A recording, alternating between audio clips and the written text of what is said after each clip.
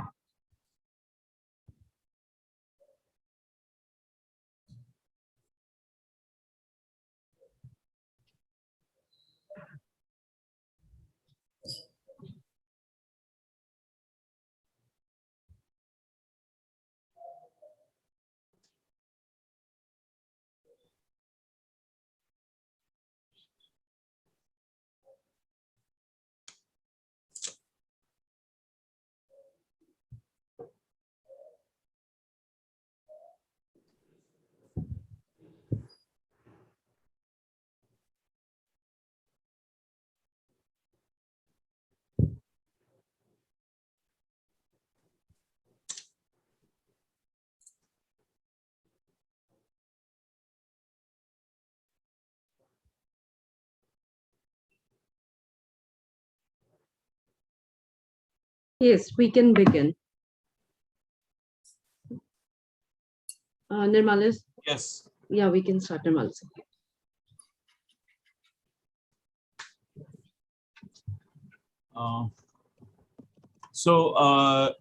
Dr. Shruti, can I begin?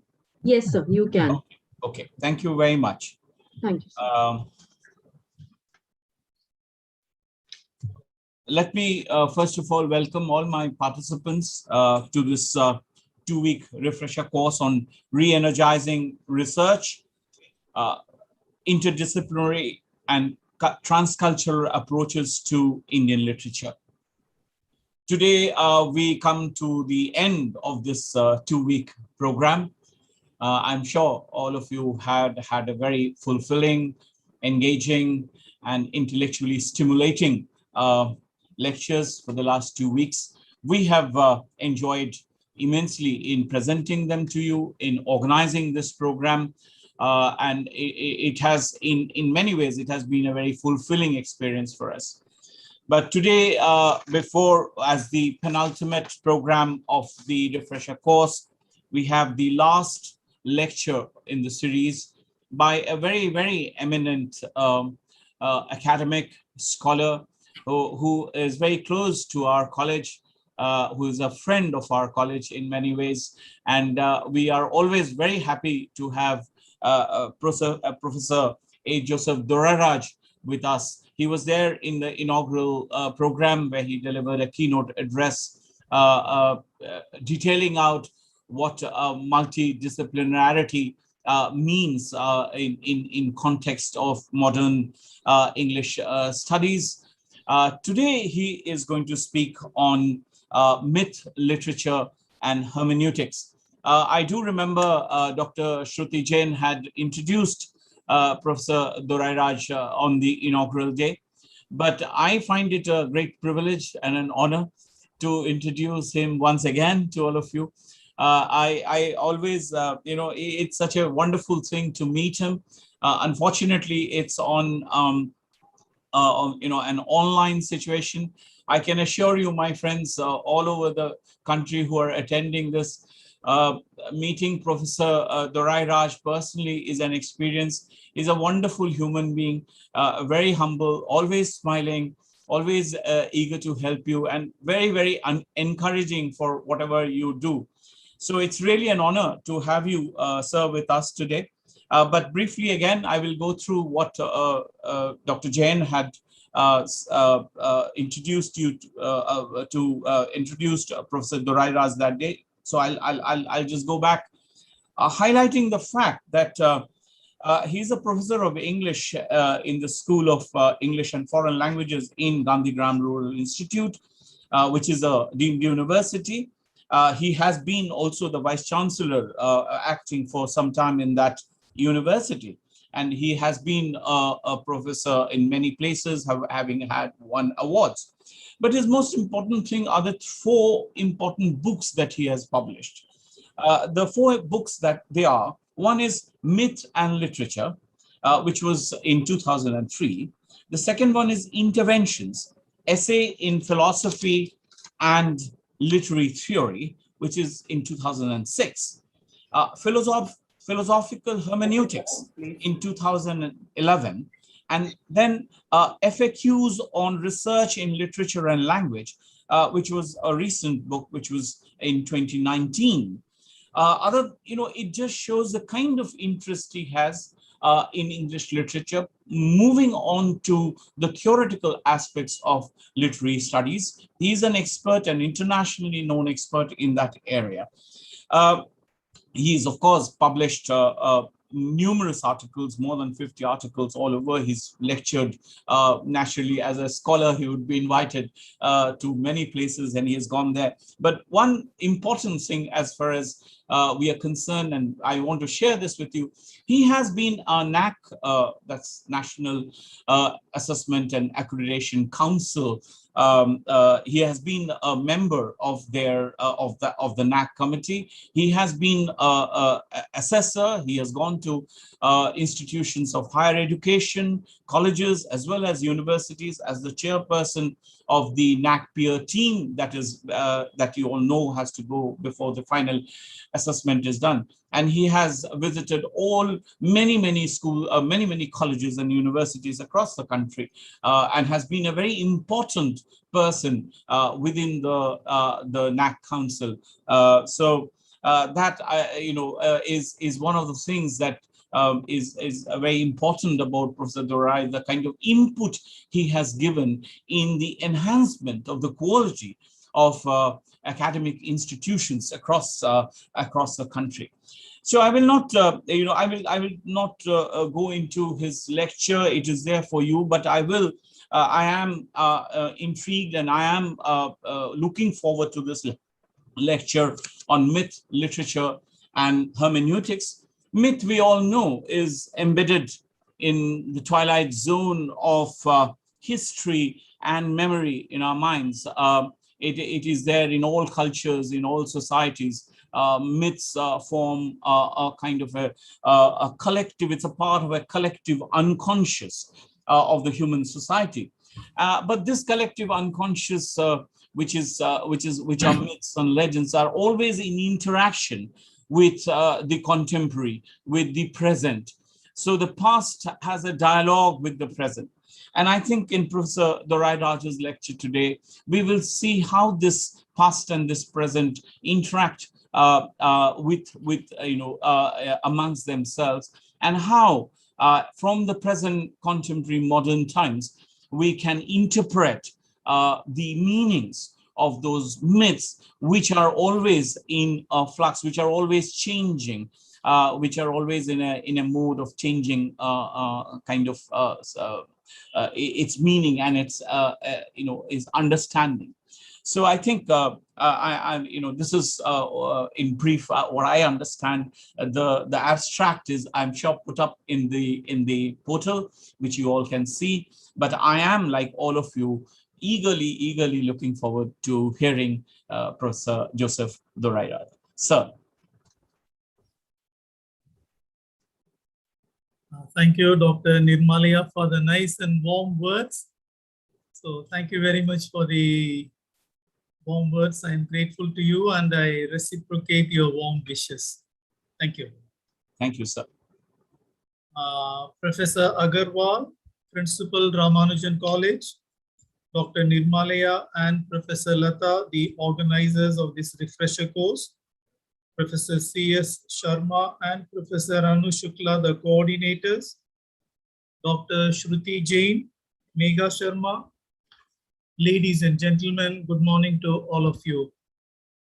At the outset, I would like to thank the organizers, Dr. Nirmalaya and Professor Lata, in a very special way for inviting me to deliver a lecture during this refresher course. So thank you, Dr. Nirmalaya, thank you, Dr. Lata, and thank you, Dr. Shruti.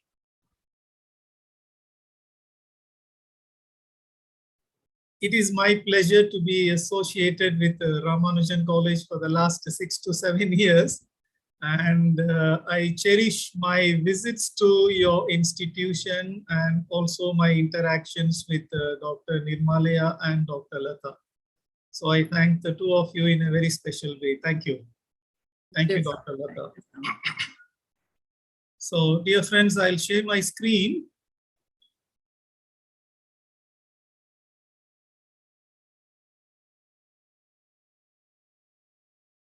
Is my screen visible?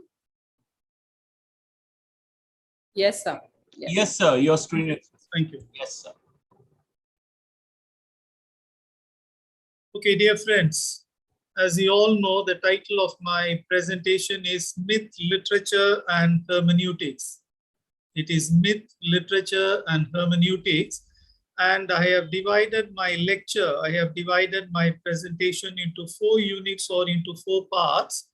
In the first part of my lecture, I'll be talking about what is myth, and I will be articulating the characteristics of myth.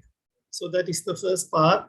In the second part, which constitutes the core of my presentation, I'll be talking about famous myth scholars. I'll be referring to their important publications, and I'll be highlighting their theories and insights. So that will constitute the second part of my presentation. And as I said earlier, that will be the core of my presentation.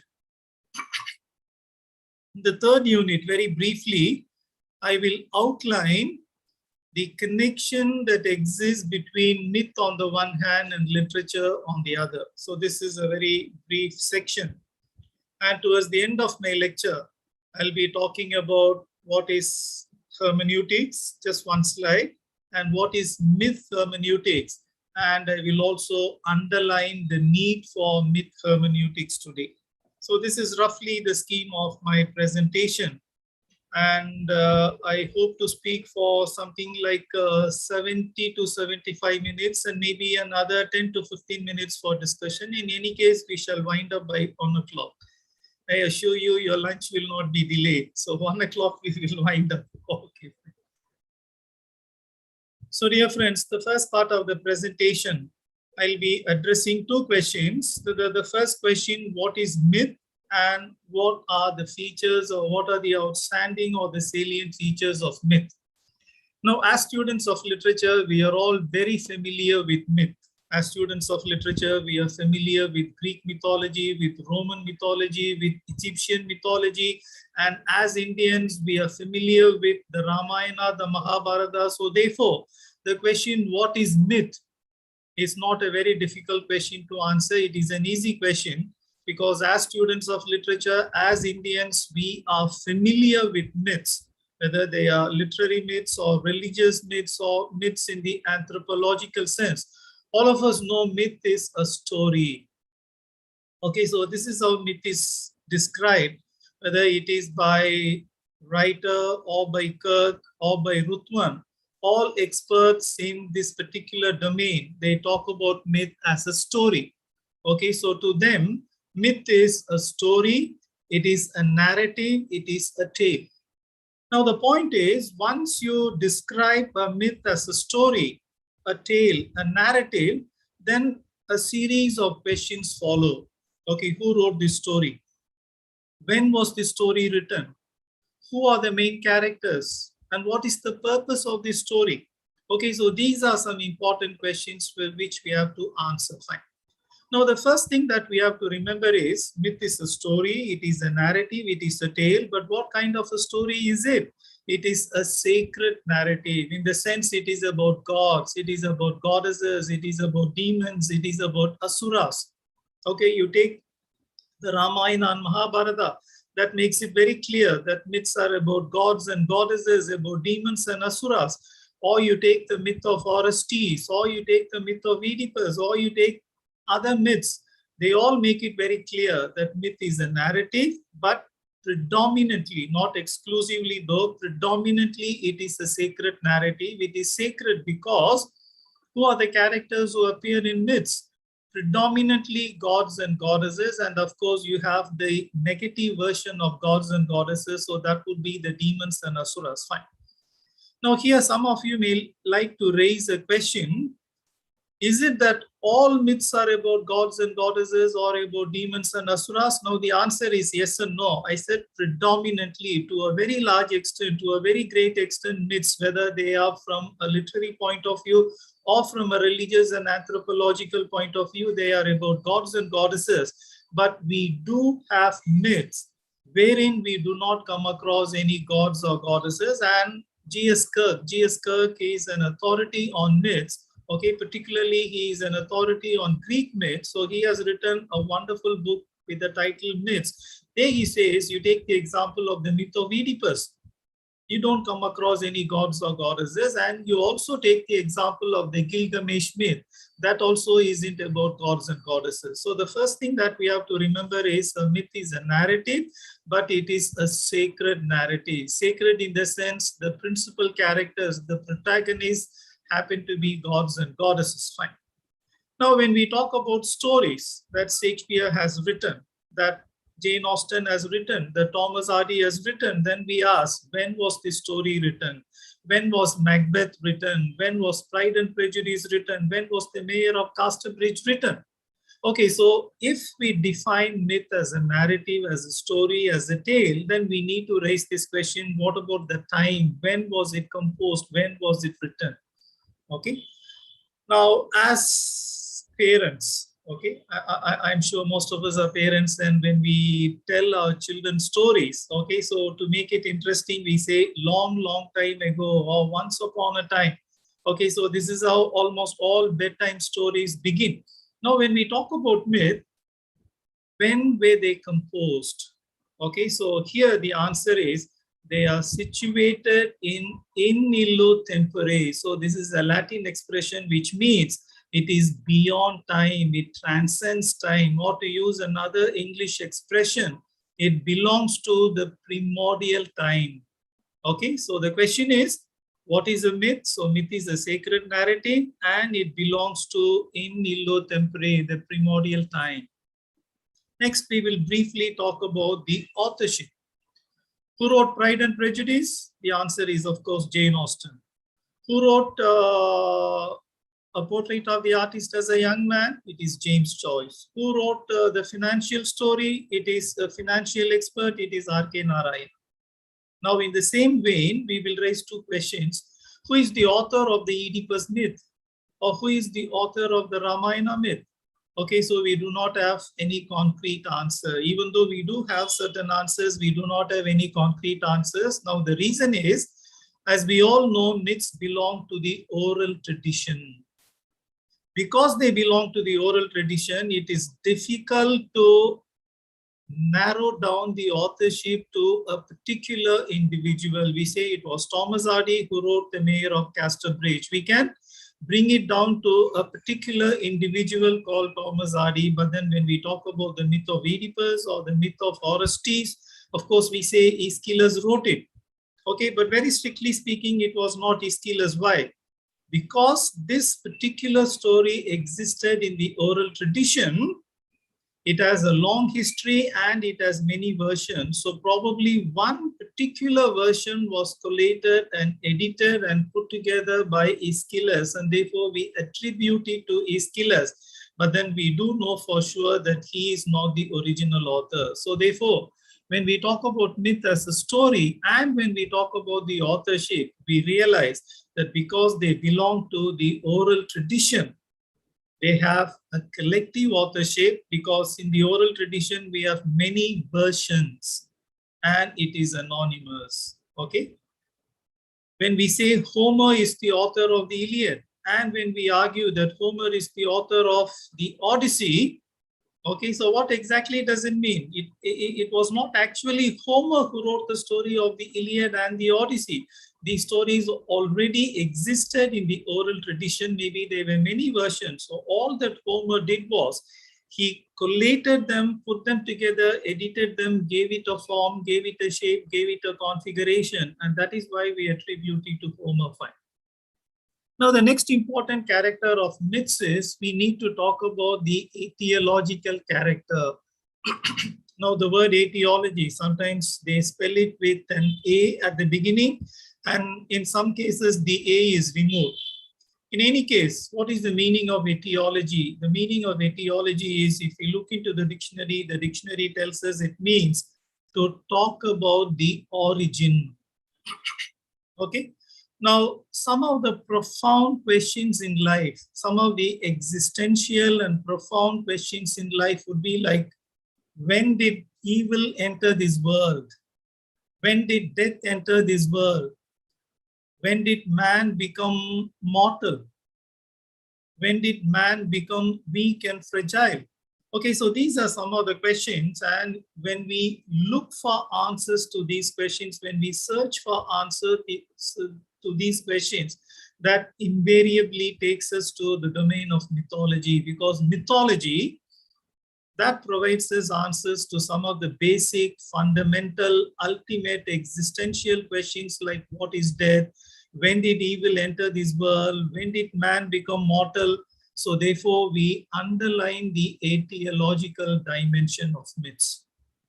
Now, the next point that I would like to highlight is, what exactly is the connection, or what exactly is the association between myths on the one hand and rites and rituals on the other? Okay, now we need to turn to two anthropologists, Victor Turner and Clyde Lachone, because these two gentlemen, these two anthropologists have talked about the connection that exists between myths on the one hand and rites and rituals on the other.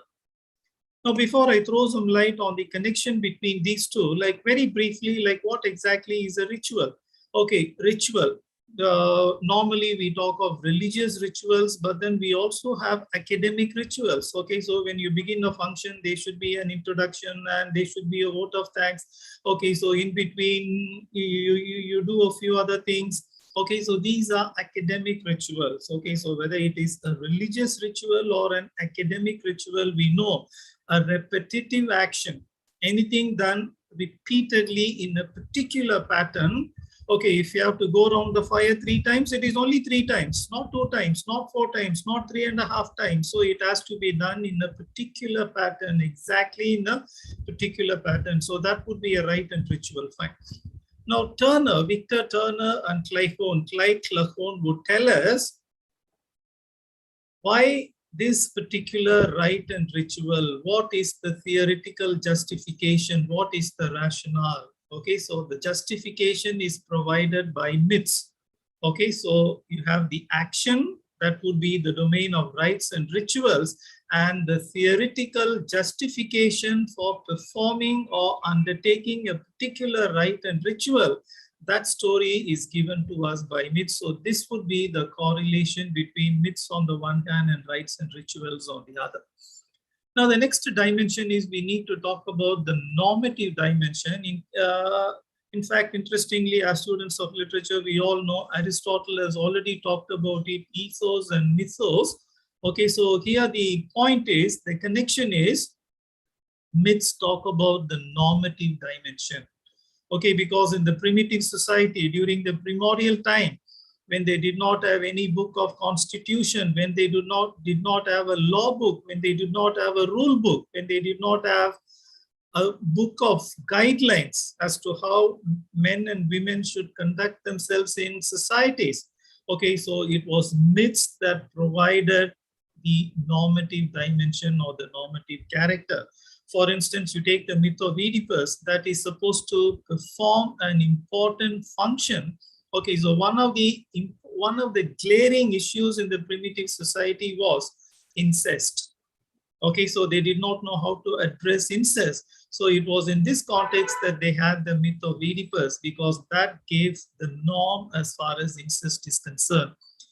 Now, the last dimension as far as myths are concerned is the fabulous character and the element or dimension of numinosity. And I would like to use the Polynesian word mana. So in other words, you have a horse that can fly. You have an animal that breathes fire, or you have a character, half man, half animal, who can carry an entire mountain. So what happens? You're wonderstruck. So experts talk about the fabulous character of myths. They are extraordinary. They are supernatural. As a result of which, look at the Latin expression, and it was coined by Rudolf Otto in his book, The Idea of the Holy. Okay, so when you look at these supernatural characters performing astounding deeds, like carrying a mountain, like flying, like breathing fire. So what happens? You're filled with awe and at the same time fear. So tremendum et fascinans. You're fascinated, but at the same time, you're a little frightened. So dear friends, so that marks the end of the first part of my presentation. So in the first part of the presentation, I have done two things. Number one, I have defined myth. So myth is a narrative or a tale. And I have also spelled out the various features or the outstanding or the salient features and characteristics of myth. So this is the first part of the presentation. Now in the second part of the presentation, I'll be drawing your attention to some of the key myth theoreticians. I'll be talking about some 6 or 7 key theoreticians, and I'll be highlighting their insights. Okay. Now the first one I would like to talk about is a philosopher, a German philosopher, Ernest Cassie Ray. He lived from 1874 to 1945. And he has written a number of books. He's called a neo-Kantian as far as his philosophical affiliation is concerned. Now, as far as mythology is concerned, in 1955, he wrote a book called Mythical Thought, which is the second volume of his book, The Philosophy of Symbolic Forms. Now, the important question is, what exactly was Cassie Ray's contribution to mythology? Fine. Now, I'll put it in a single word. Please go to the second paragraph.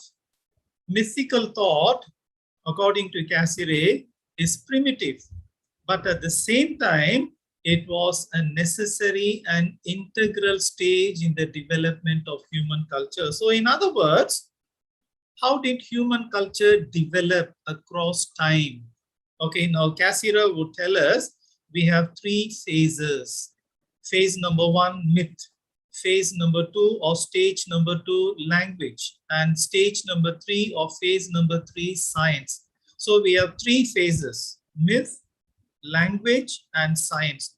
Now Cassie Ray would tell us science, that is an advanced state as far as the development of any culture or any society is concerned. So science, rationality, marked by rationality. So that marks the growth and development of any society or any culture, whereas myth would be the basic stage, the primitive stage. So you start with myth, then you evolve, and then you reach the second stage, namely language, and ultimately the culmination would be the domain of science, which is marked by rationality. So his argument is, we have 3 stages in the evolution of any society or culture, namely myth, language, and science. Science would be the most advanced state, whereas myth is the most primitive stage. But then the point that he underlines is, even though myth is primitive, it is an important stage, it is a necessary stage, it is an integral stage, and it cannot be skipped. So this is Ernest Cassie Ray and his contribution to the domain of mythology. Next, we come across a very interesting man, and that is Bronislaw Malinowski. He lived from 1884 to 1942. He was an anthropologist. Now look at his name, Malinowski. So immediately you can jump to the conclusion. He must be a Russian or a person of Russian origin. Okay, so this man was Polish. He was a Pole. Okay, so how do we look at Bronislaw Malinowski? A Polish-born British anthropologist who was a contemporary of Sir James Frazer. As students of literature, particularly, we are all exposed to Eliot, The Wasteland. So we all know the Golden Bough and its author, Sir James Frazer. Okay, so Malinowski was a contemporary of Frazer. So who was Malinowski? A Polish-born British anthropologist and a contemporary. I would like to add one more word, a rival of Sir James Frazer. So why was he a rival? Fine. Now, there is a very interesting story. So Malinowski and others, they accused James Frazer of being an armchair anthropologist. Okay. Now, as students of literature, we are all familiar with, at least to some extent, like what is anthropology, what is sociology, and what is philosophy. Now, we all know that an anthropologist, he should be spending more time in the field rather than in the classroom or in the library. Okay, so in other words, anthropologists need to undertake extensive field work. Okay, they should play the role of ethnographers, and then they have to go out into the fields in search of data collection. Okay, so the accusation is James Fraser spent most of his time sitting in the library, and his students and disciples would go to different parts of the world collecting data. So there was a rivalry between the Cambridge anthropologists on the one hand and Malinowski and others. Fine. Anyway, that is a different story. Let us not worry about it. Okay, but the point that I would like to underline is this: an anthropologist is required to go out into the field, live with the people, and collect data. So this man, Bronislaw Malinowski, the Polish-born British anthropologist, he spent 7 long years. I repeat, he spent 7 long years with a particular clan, a primitive society. Okay, they are called Trobriand Islanders. So he lived with them for 7 long years, and that was part of his field work.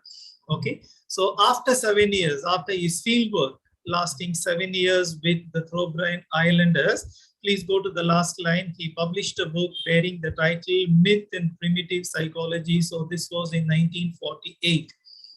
Now this book, it is an interesting book, not very long, maybe around 150 pages. There is only one argument. What is that argument? The role that myths play in primitive societies. Okay, so Malinowski was not concerned about the etiological dimension of myths. Okay, so in my first slide, I have already talked about what is etiology, talking about the origin. Okay, answering questions like when did death enter the world? When did suffering enter the world? So then you go to the realm of mythology because it is etiological. Okay, so we have 2 contrasting positions. On the one hand, they were anthropologists and others as well who were talking about the etiology of myths.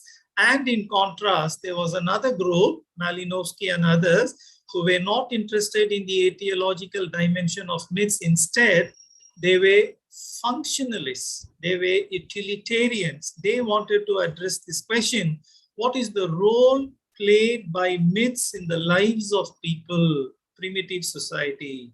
Okay, so this was the question that they wanted to answer, and because of this, they were called functionalists. Okay, they belong to the school of functionalism. Okay, fine. Now, having lived with Trobriand Islanders for 7 long years, Malinowski came to the conclusion that myths played a very important role in the lives of these primitive societies. And what role did it play? Okay, so please look at the quote from Myth and Primitive Psychology, published in 1948. Myth is a vital ingredient of human civilization. And what exactly was the role played by myths in primitive societies? It was a pragmatic charter. Look at these 2 words.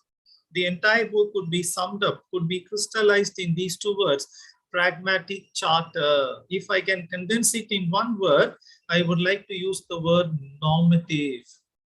Meaning, the primitive people, even though they were primitive, they too needed a book of laws, rules, and regulations.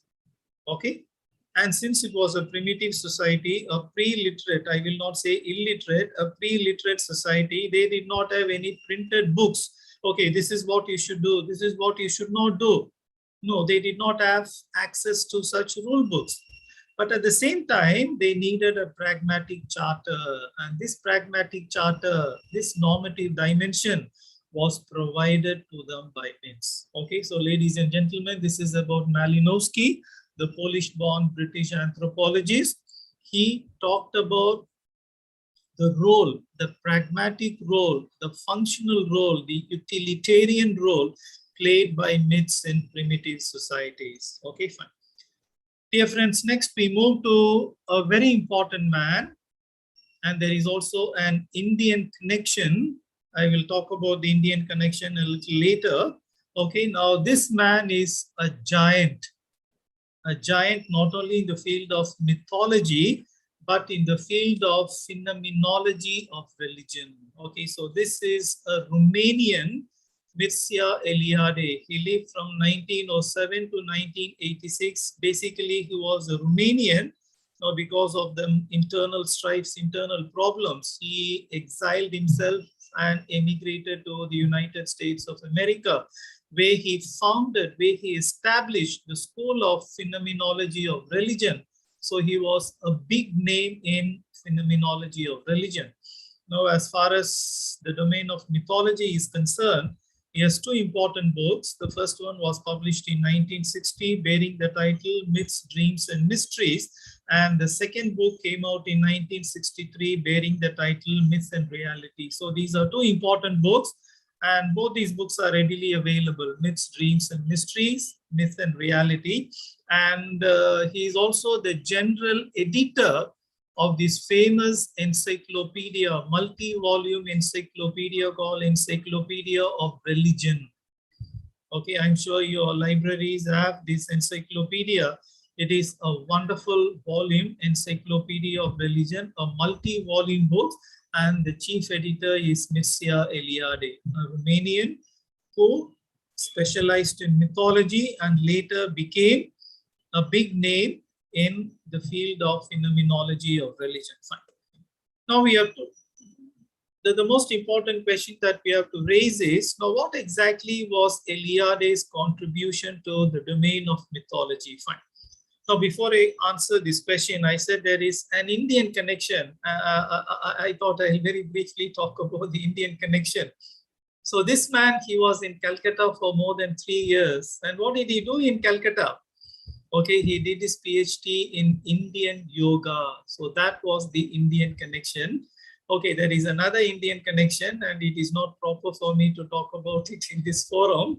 Anyway, so he did his PhD in Indian yoga. He spent a little more than 3 years in Calcutta, and the result was he earned a PhD in Indian yoga. Fine. Now let us come back to the domain of mythology. Okay, now the question is, this is the question that we raised in relation to Cassie Ray. What was his contribution? And also Malinowski, what was Malinowski's contribution to mythology? So we will raise the same question. What was Eliade's contribution to mythology? Fine. Now I'll talk about 3 important points. Now he is a big name, so therefore I will spend maybe another 5 minutes talking about the significant contribution of Eliade. Fine. So there are 3 significant contributions. Number 1, he talked about 3 categories of myths, or to put it a little differently, he divided myths, or he classified myths into 3 categories: myths of cosmogony, myths of anthropogony, and myths of theogony. You have it on the slide. Myths of cosmogony, myths of anthropogony, and myths of theogony. In other words, what are these?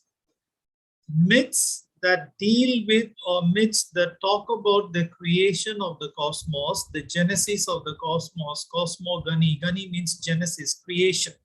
Okay, so myths that talk about the creation of the world, myths that talk about the creation of man and women, creation of human beings, and myths that talk about the creation of gods and goddesses. So cosmogony, creation of the world, cosmos; anthropogony, creation of the anthropos, creation of men and women, human beings; and theo is a Greek word meaning God, so the creation of gods and goddesses.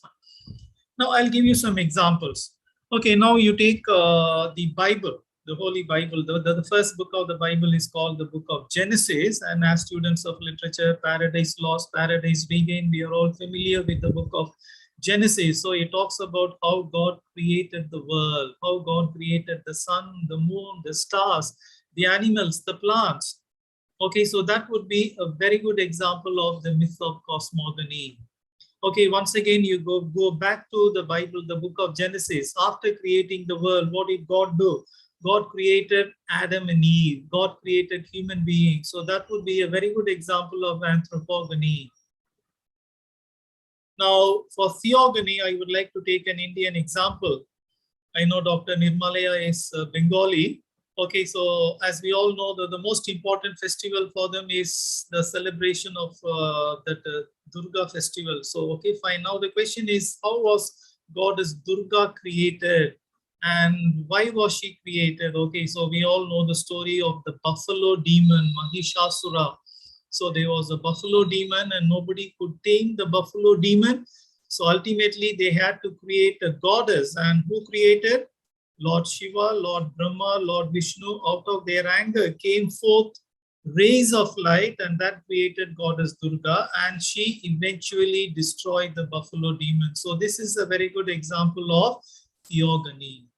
Okay, so three important contributions of Mircea Eliade to the domain of mythology. Number one, he classified myths. He categorized myths, a taxonomy of myths: cosmogony, anthropogony, theogony. Fine.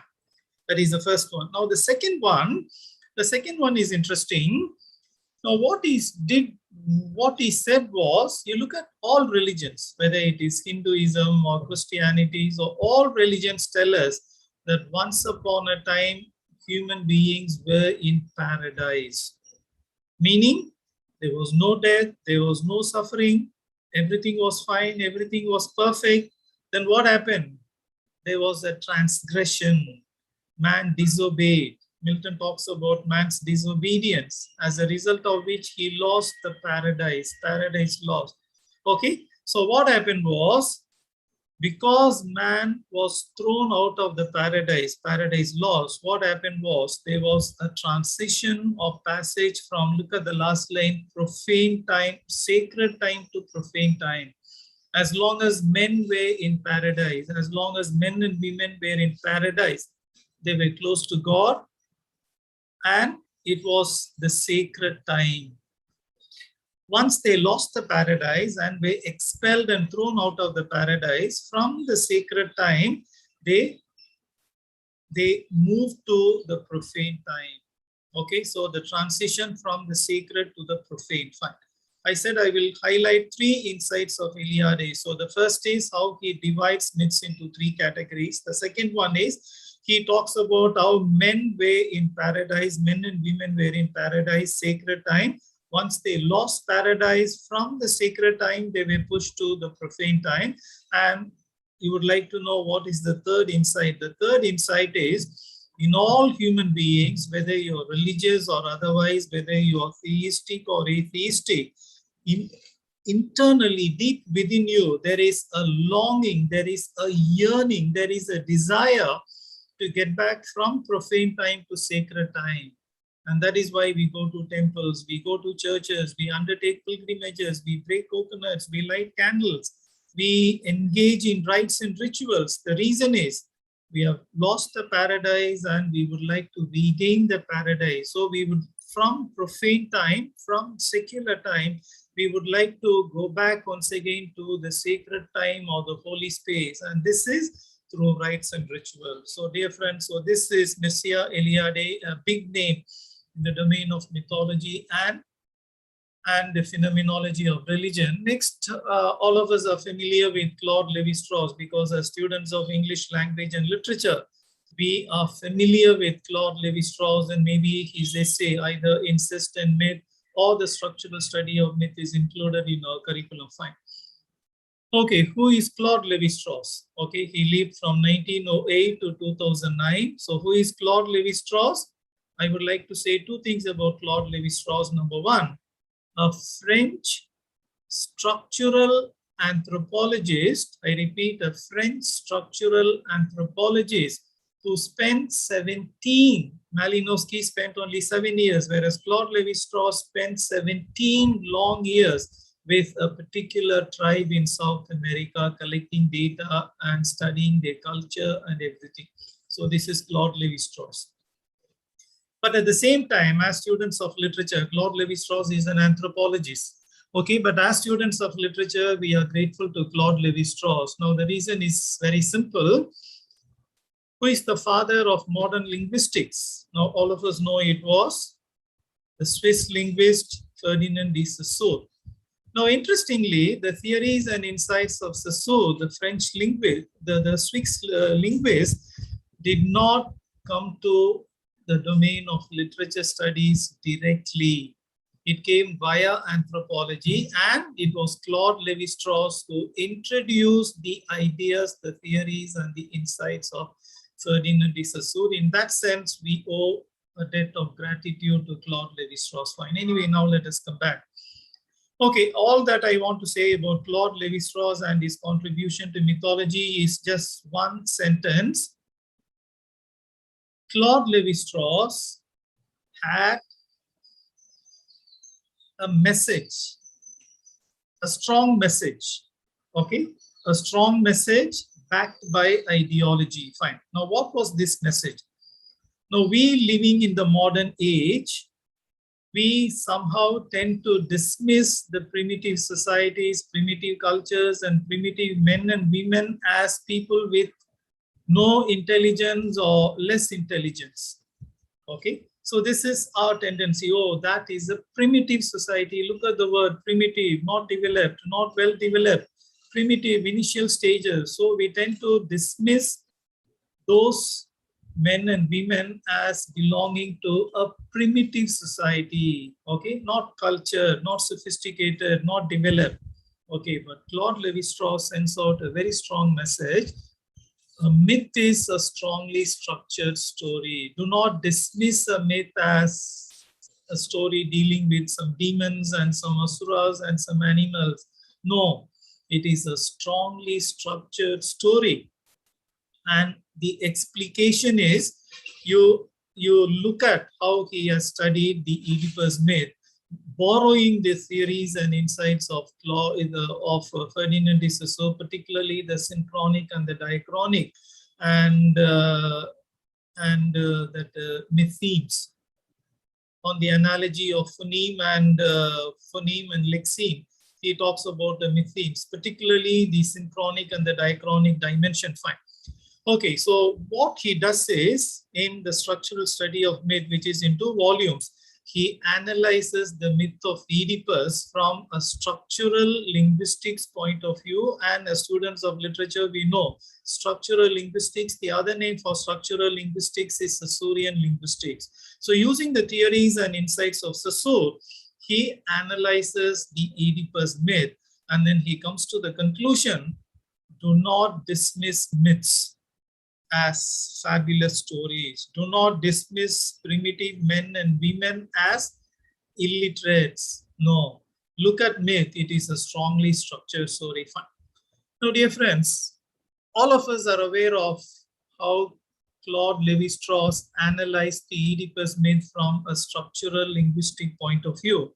But I want to give you one more example. Maybe some of you are aware of it, maybe you're not aware of it. There is one more instance where Claude Lévi-Strauss has proved in a very convincing fashion that myth is a strongly structured story. I would request you to read the story of As the Wall. Okay, so this is roughly 53 pages with a beautiful introduction by Edmund Leach. Now, I would like to quote the last sentence, the ultimate sentence of the essay, the story of As the Wall. So Claude Lévi-Strauss says, why did I undertake a structural analysis of the myth of Oedipus and the story of As the Wall? He says it is to prove, it is to demonstrate that the field of mythical thought too, look at the expression, the mythical thought too is structured, because we tend to dismiss them as primitive. But then he says, no, the field of mythical thought too is structured. So this is Claude Lévi-Strauss and his structural analysis of myth. Next, I would like to talk about a French philosopher, a multifaceted, a multidimensional figure who died recently in 2005.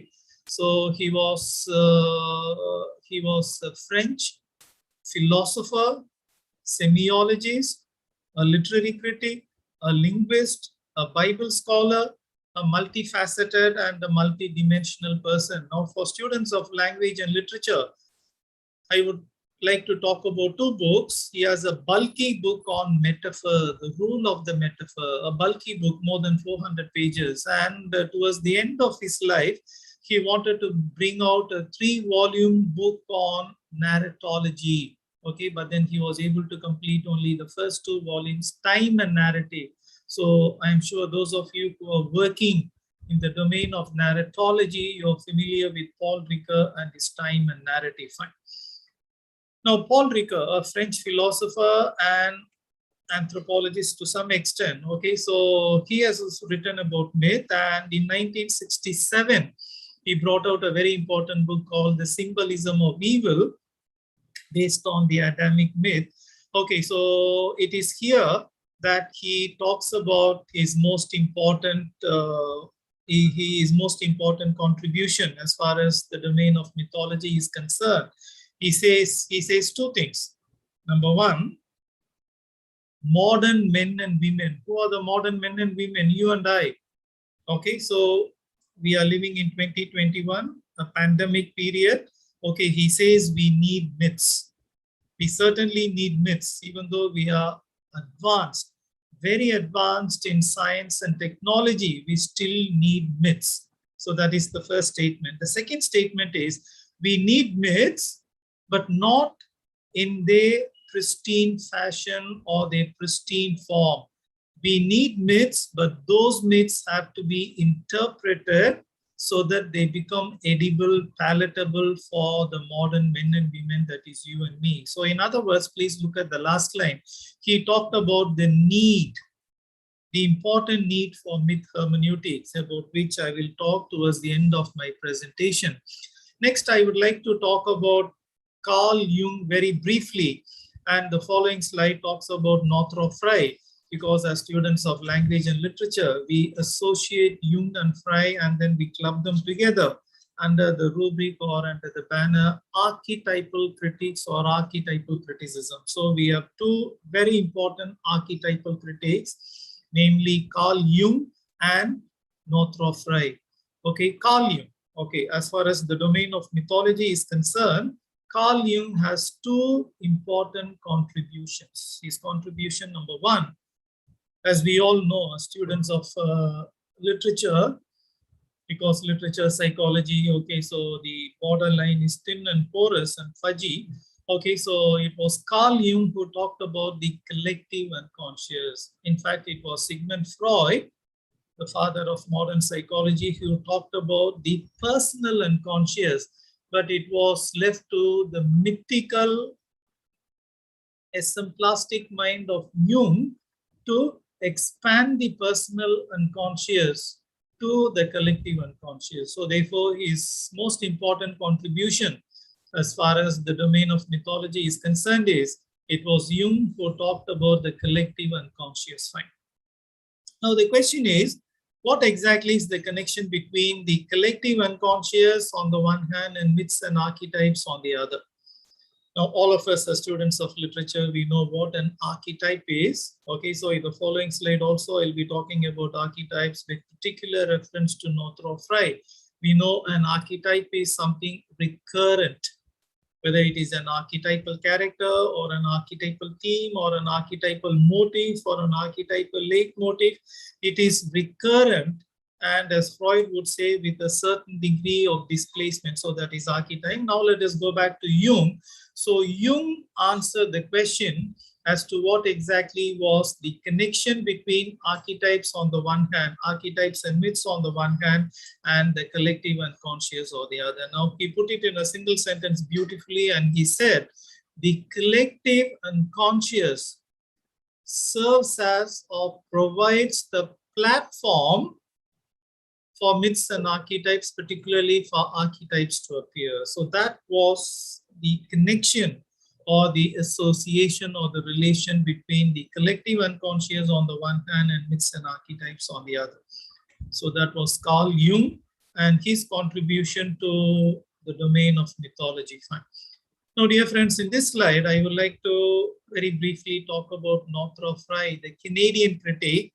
As we all know, Frye is an important archetypal critic, maybe the most outstanding archetypal critic. And I would like to refer to 3 publications of Northrop Frye, 2 books and an article. The books, as we all know, the book published by Princeton University in 1957, Anatomy of Criticism, 4 essays. I am sure as students of literature, we have all read this book, Anatomy of Criticism, 4 essays, published by Princeton in 1957. Then he has a collection of essays on different topics, including myth, literature. So the title of the book is Spiritus Mundi, and the subtitle is Essays on Literature, Myth and Society. So these are 2 books that I would like to refer to because they have made an important contribution to the realm of mythology. Then I would like to refer to 2 essays, The Archetypes of Literature and Literature as Content Milton's Lycidas. Fine. Now, it is in this essay, Literature as Context, Milton's Lycidas, that we come across Frye's definition of archetype. So Frye writes, I quote, "By an archetype, I mean a literary symbol or cluster of symbols which are used to recurrently, repeatedly, again and again throughout literature, and thereby become conscious." Okay, fine. Now he says, now what exactly is Northrop Frye's vision of life and literature? As we all know, as students of literature, we are all familiar with this, particularly his essay, The Archetypes of Literature, and his book, Anatomy of Criticism, 4 essays, where he talks about his archetypal criticism as being based on, as being founded on the cyclical pattern on the one hand and the dialectical tension on the other. So I'll very briefly talk about it. So what it does is, in Anatomy of Criticism and in the Archetypes of Literature, he brings out, or he talks about, a synoptic vision of life and literature, a holistic vision of life and literature where everything is integrated, an integrated vision of life and literature. So he talks about 4 different cycles and he merges them, he synthesizes them, he puts them together. So what are the 4 cycles that he talks of? He talks of the seasonal cycle, he talks of the solar cycle, and he talks of the human cycle. And in the last column, he talks about the corresponding forms of literature. I'll give you just one example. Now, the solar cycle, we talk about early morning, sunrise, dawn. Okay, then in the seasonal cycle, corresponding to dawn, corresponding to sunrise, we have the season of spring, the solar cycle. So there is a connection between spring and dawn. Then in the human cycle, we have birth of the hero. So there is a connection between the solar cycle, the seasonal cycle, and the human cycle. And what would be the corresponding literary form? Spring is a time of joy. Birth of a hero gives us joy. And early morning, sunrise, a new day, the beginning of a new day, that gives us joy. So obviously we have rhapsodic poetry. Okay, so this would be the synoptic or the holistic vision of Northrop Frye. And the other one, dialectical tension. What is a dialectical tension? Okay, positive forces and negative forces. Okay, how it oscillates between the positive and the negative, life and death, day and night. Okay, so his archetypal theory is based on cyclical pattern and dialectical tension. Now that I have talked about Jung and Frye under the banner of archetypal criticism, I would like to answer one more interesting question. Now we see a lot of connection or points of convergence between Jung and Frye, but I will also like to highlight the divergence, the difference, the important difference between Frye and Jung. Now, Frye did not get into much controversies as far as his archetypal criticism is concerned. Okay, or to put it a little differently, as an archetypal critic, he did not have to hit many roadblocks. Okay, so he did not quote many controversies.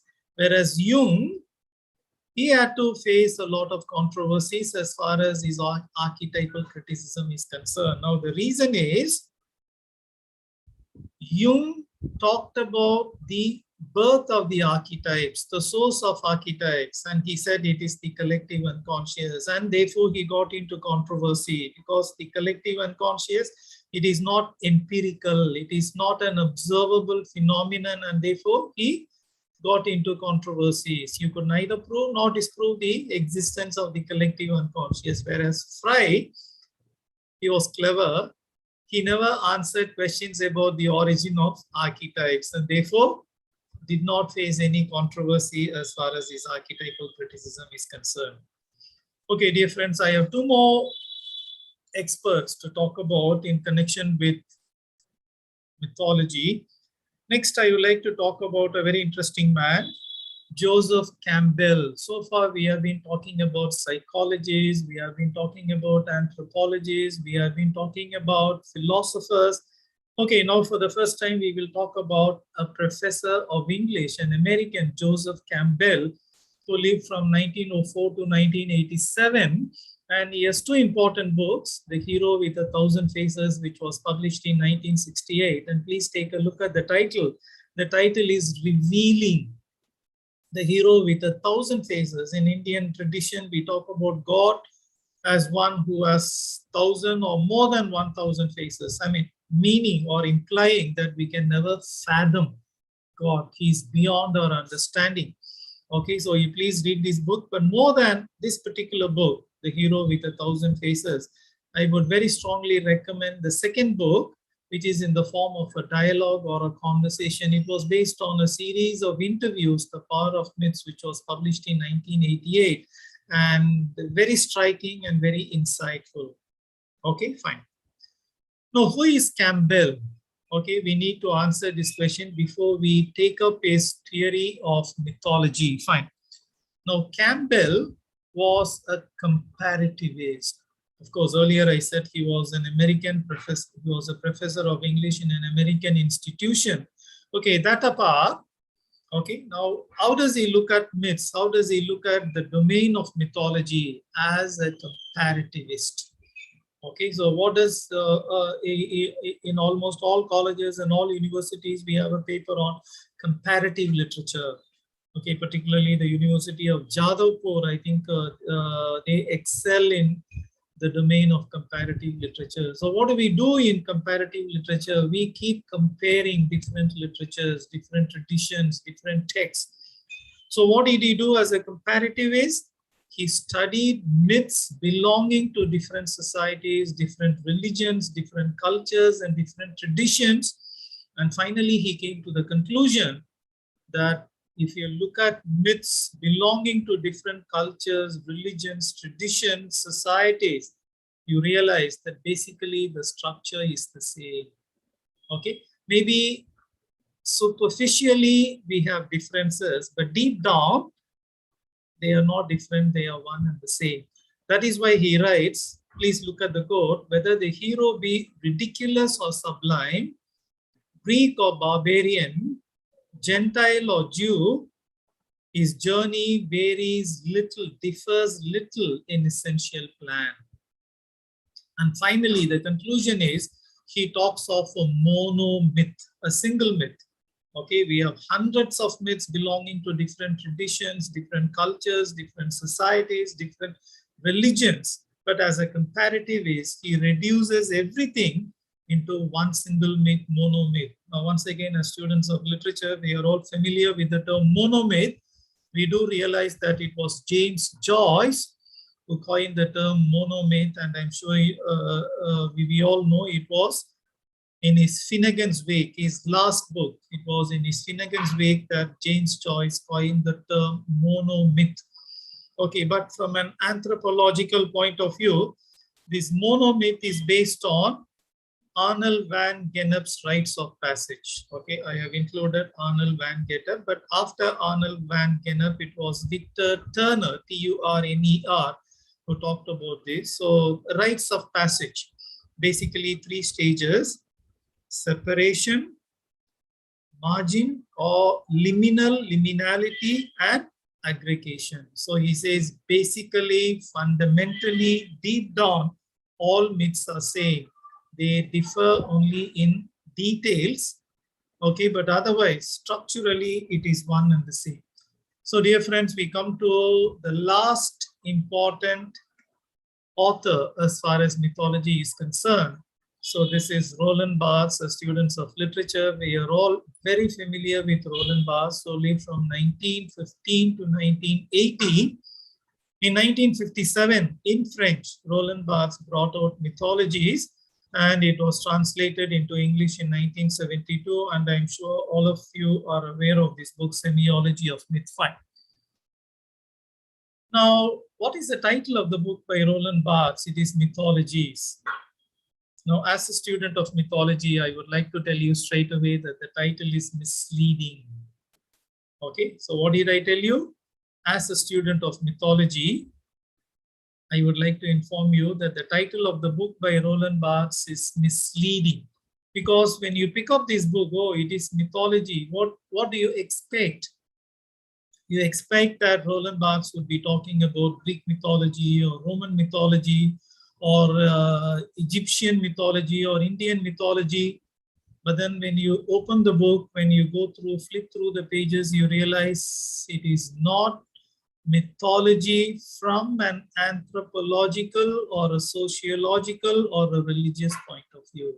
So which means the term mythologies as used by Roland Bass has an entirely different meaning or signification.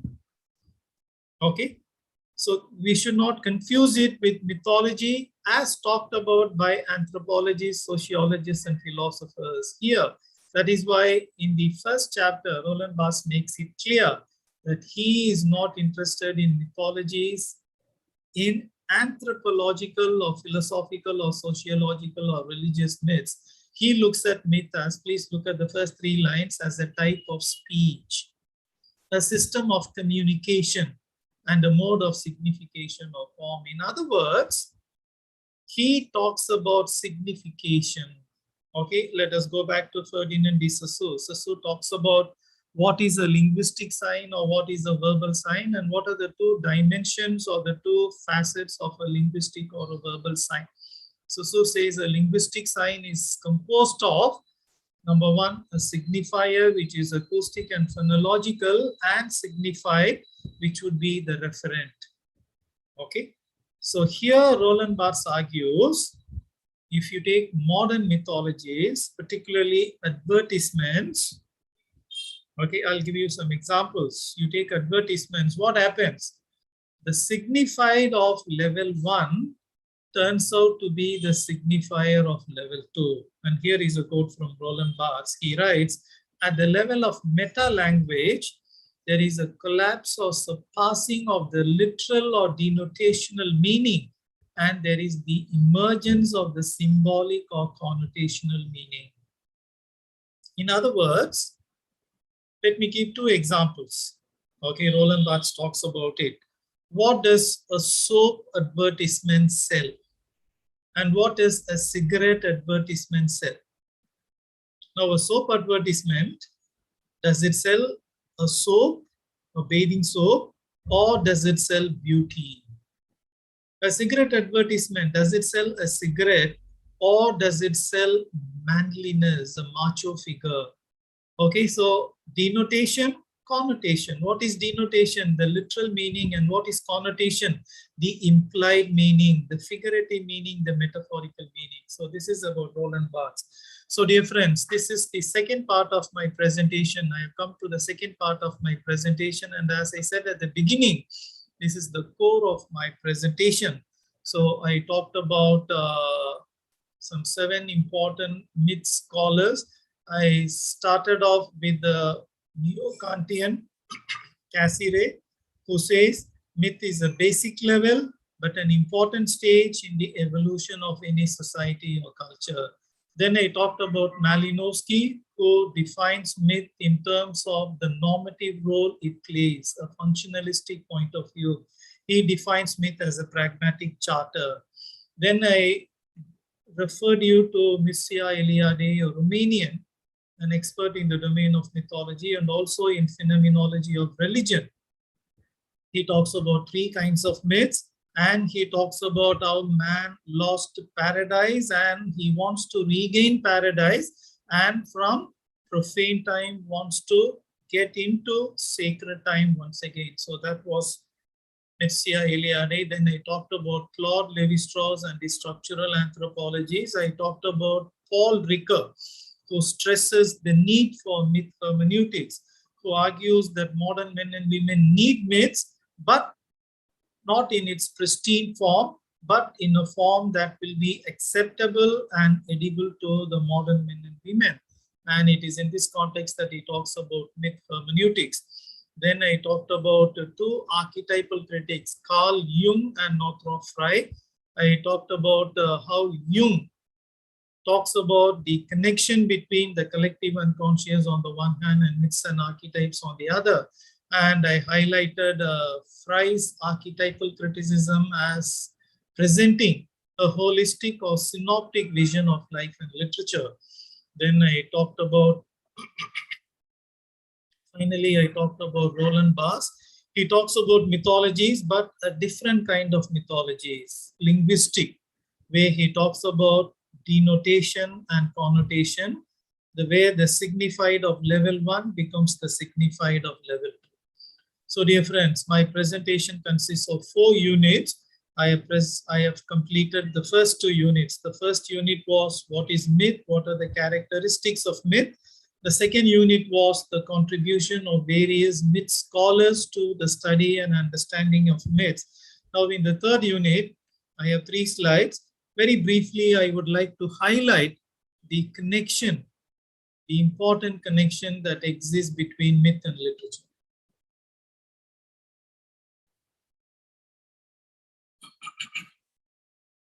Now, Leach, Vincent B. Leach, he talks about 3 kinds of connection between myth and literature. Number 1, he talks about a thematic connection between myth and literature. Number 2, he talks about a formal or a structural connection between myth and literature.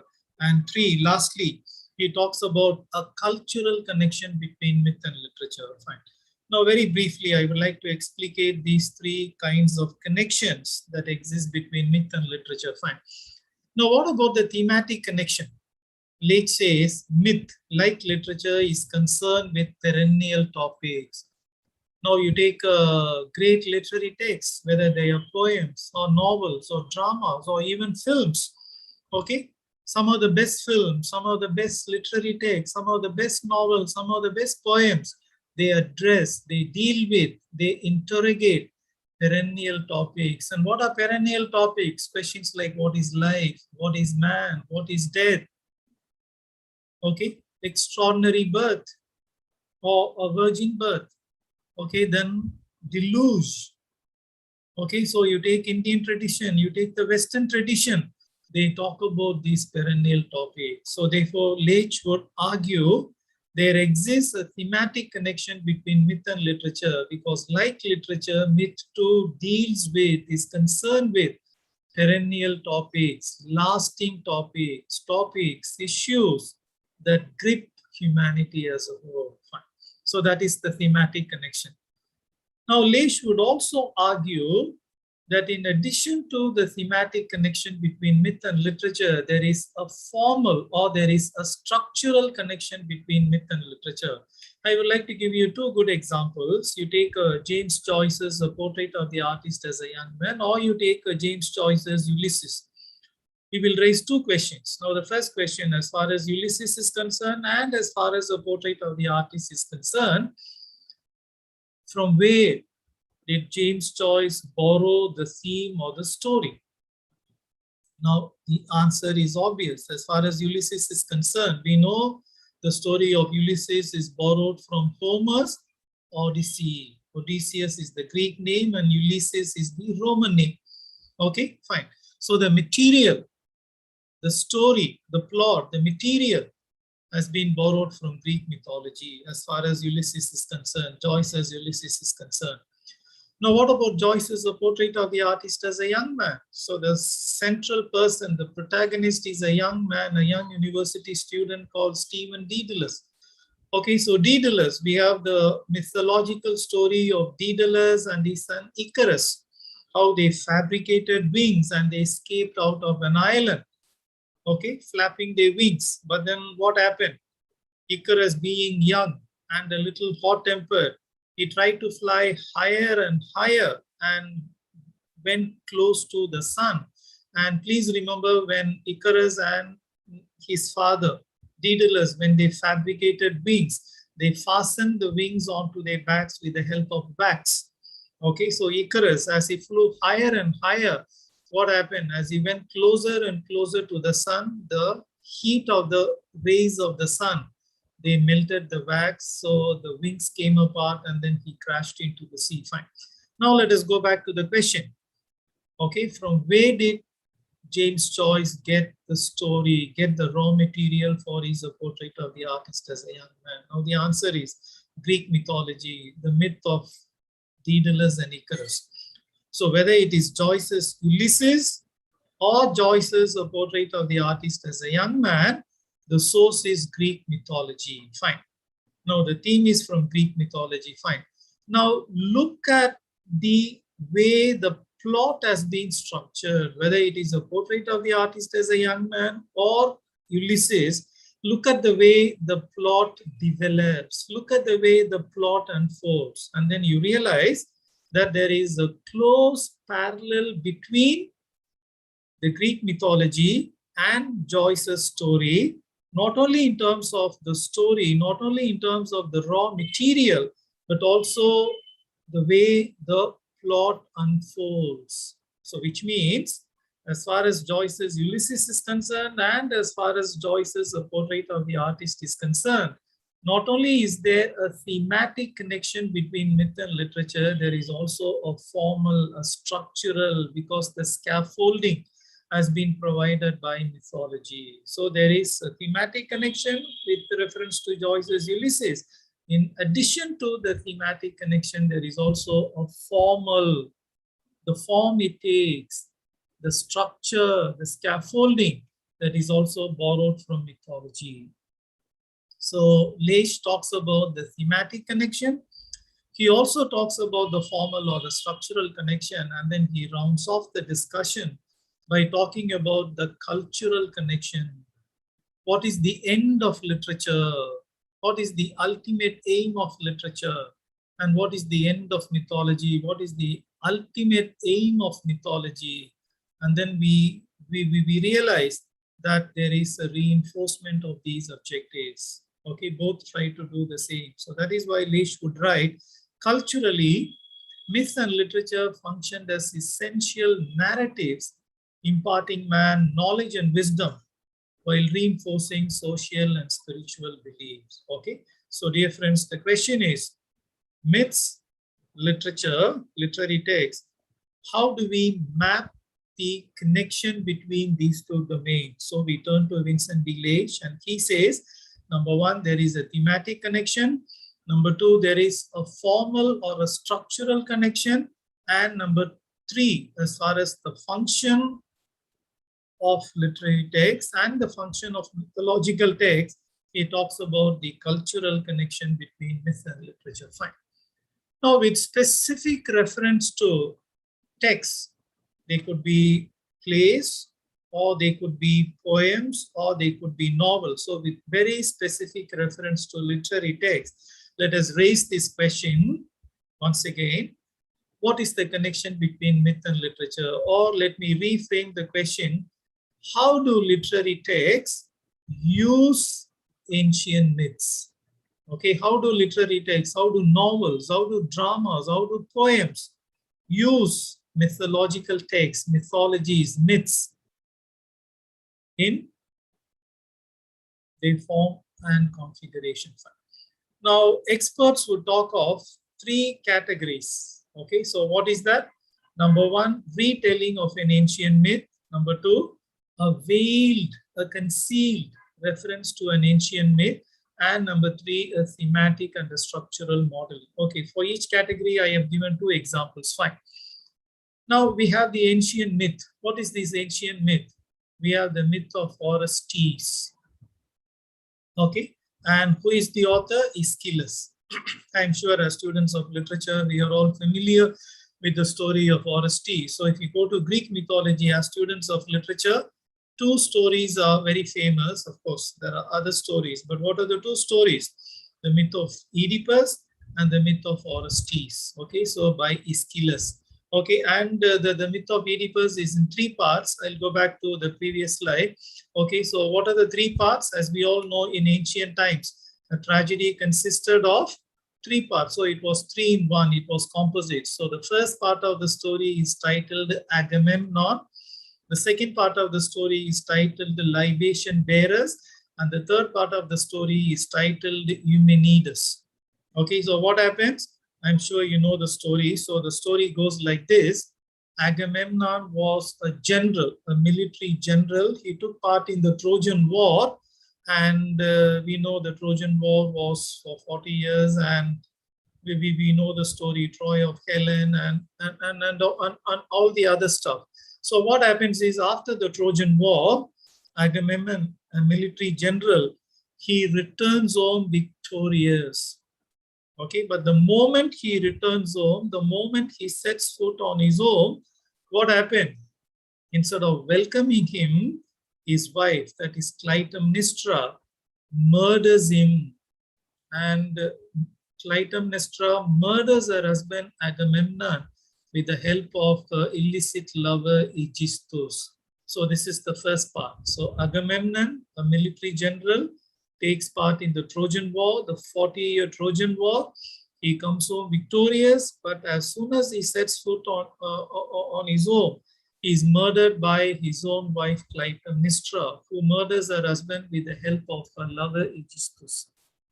So this is the first part of the story. The second part, Agamemnon and Clytemnestra, they have two children, a young man and a young woman. Orestes is the young man and Electra is the young woman, Orestes' sister. Okay, as students of literature and psychology, we are familiar with the term Electra complex, Oedipus complex and Electra complex. So what happens? The father has been murdered and they want to avenge the death of their father. So Orestes and Electra kill Clytemnestra, that is their own mother, and her lover Aegisthus. So this is the second part. Now what happens? In Greek mythology, we hear of the Furies, okay, autochthonous and evil spirits, okay, not exactly evil, furious spirits, okay. So what happened? Because of matricide, okay, so there, if you read the last part, there is a very interesting discussion. Okay, so killing of the husband or killing of the mother. So which is a more heinous crime? Okay, so there is an interesting discussion towards the end of the drama, that is in the third part. Anyway, now the story is, as soon as Orestes, with the help of Electra, kills his own mother, that is Clytemnestra, and her lover Aegisthus, he is chased by the Furies. Then he takes refuge in a temple. Then there is an unending conversation. So what happens was, the result is the Furies become kind and protective. And the best part of the drama is towards the end, we find that democracy is established. Fine. Now let me go back to the previous slide. So what happens? You take a Jean-Paul Sartre's drama Flies and Girish Karnad's The Fire and the Rain. Girish Karnad has a long introduction, and there he makes it very clear. My story is a retelling of the myth of Orestes. Okay, so we have two examples, Jean-Paul Sartre's Flies and Girish Karnad's The Fire and the Rain. So both are different versions or adaptations of an ancient myth. And what is this ancient myth? The myth of Orestes by Aeschylus. So this is the first category. Now the second category, you take up D.H. Lawrence's novel, much acclaimed novel, Sons and Lovers, and Eliot's the verse drama, the poetic drama, The Family Reunion. Now experts tell us, in both these texts, the novel by D.H. Lawrence and the drama by T.S. Eliot, they would talk of a mythical subtext. But then you look at the novel, there is absolutely no reference to any myth or any mythological hero or any protagonist. Okay, there is absolutely no reference to any mythology in Sons and Lovers. In Eliot's The Family Reunion also, there is absolutely no mention, no reference to any mythology whatsoever. So therefore, the second category is, look at the first word, a veiled reference, an indirect reference, an implicit reference, an oblique reference to an ancient myth. Whereas in the first category, the story is about myth, okay, but it has been retold. It is an adaptation. Whereas with reference to Lawrence's Sons and Lovers and Eliot's The Family Reunion, okay, there is a mythical subtext which is oblique, which is indirect. Now, in the third category, I have already talked about the third category. I have already talked about how in Ulysses and also in A Portrait of the Artist as a Young Man, there is a thematic connection. And not only is there a thematic connection, but there is also a structural, a formal, and a structural connection. So, which means the question is, how do literary texts use myth? Now we have three answers. An ancient myth, it is retold, it is adapted, and I have given two examples. Or you take literary text, on the surface of it, it looks like there is absolutely no reference to mythology. But then if you look deeper, if you look at the subtext, you do realize that there is a mythical substratum. And if you look at novels like A Portrait and Ulysses, you realize that not only is there a thematic connection, but there is also a formal and a structural connection. Fine.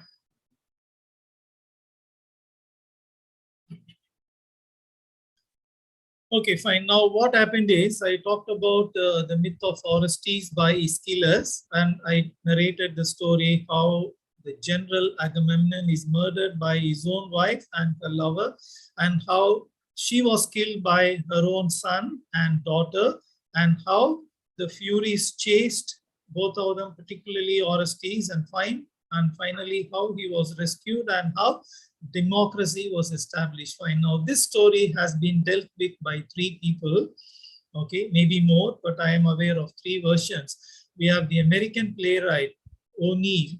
If you take Morning Becomes Electra, the entire play is modeled on the Greek Orestes, and you have Jean-Paul Sartre's The Flies, which is also modeled on Orestes, and we have the Indian playwright, dramatist Girish Karnad's The Fire and the Rain, where in his prologue, he makes it clear that the story is modeled on Orestes. So dear friends, that was the third section. Now we go to the final section. I will take 5 to 10 minutes. By 12:40, I will wind up, and then we will have some discussion for 10 to 15 minutes. Okay, so in the last part, in the last section, I would like to talk about hermeneutics, but myth hermeneutics. Now, before we talk about myth hermeneutics, I would like to very briefly, because hermeneutics itself is the topic for another lecture, okay, but what exactly is hermeneutics and how is hermeneutics defined? Okay, so I would like to offer you three definitions of hermeneutics, particularly from a philosophical point of view. Okay, so in general, hermeneutics is defined as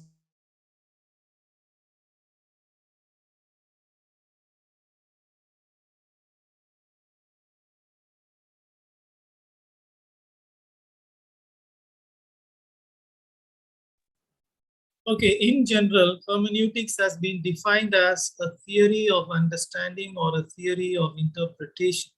Now, students of literature immediately will ask me, okay, all critical theories, what do?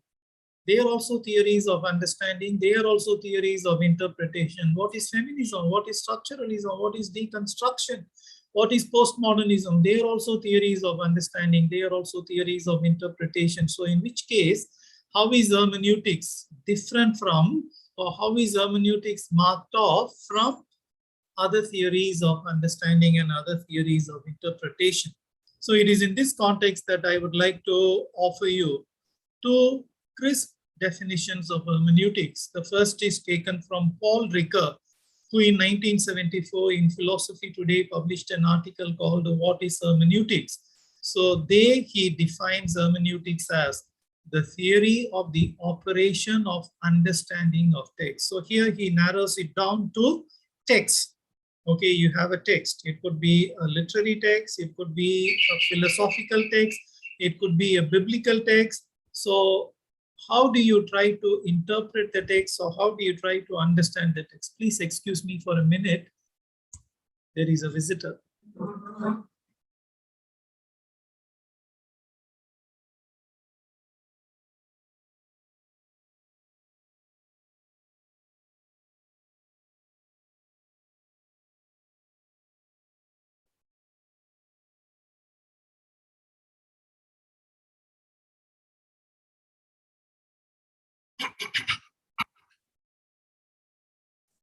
Sorry, somebody rang the bell. The postman had come. I'm sorry.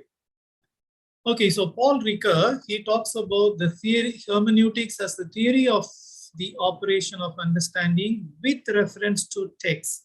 Okay, and what does he mean by text? He says it could be a religious text, it could be a philosophical text, or it could be a literary text. So this is Paul Ricoeur and his definition of hermeneutics. But then we have one more definition of hermeneutics, and that would be the canonical definition of hermeneutics. It is the German philosopher Hans-Georg Gadamer. In 1960, he wrote a book bearing the title Truth and Method, and it was translated into English in 1975. So Truth and Method, it is in 3 parts, supposed to be a brilliant book. So please read this book if you have time. The title is Truth and Method. It is by a German philosopher called Hans-Georg Gadamer. I'm sure those of you who are interested in, or those of you who are familiar with reader response theory, particularly the German version, reception aesthetics, JAUS, J-A-U-S-S. I'm sure in that connection you must have studied about Gadamer, because JAUS associated with the reception school of aesthetics. He was a student of Gadamer. He was a disciple of Gadamer.